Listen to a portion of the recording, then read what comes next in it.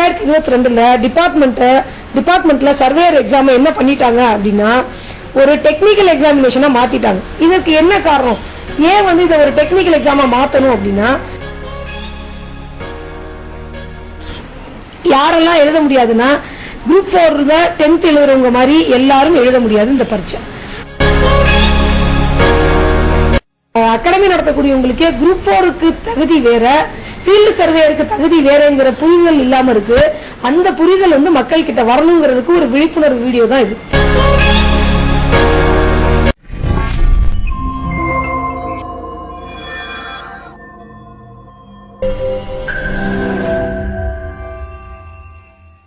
Group 4 எக்ஸாமுக்கும் field சர்வேயருக்கு என்ன வித்தியாசம் அப்படின்னா, முன்னாடி குரூப் 4ல தான் சர்வேயர் இருந்தது.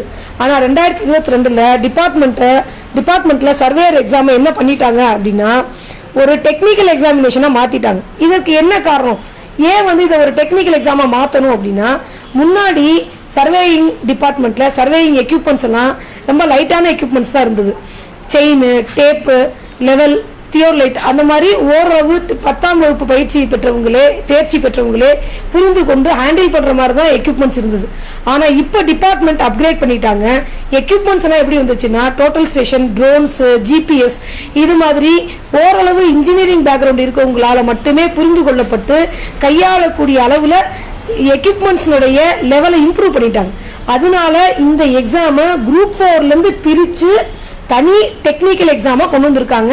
இப்ப நடந்த 2022ல கால்ஃபார் பண்ணி எக்ஸாமினேஷன் வைக்கப்பட்ட எக்ஸாமுக்கு யாரு மட்டுமே எலிஜிபிலிட்டி உள்ளவங்க அப்படின்னா பிஇ, அதாவது ITI, diploma or BE civil படித்தவர்கள் மட்டுமே எலிஜிபிள்.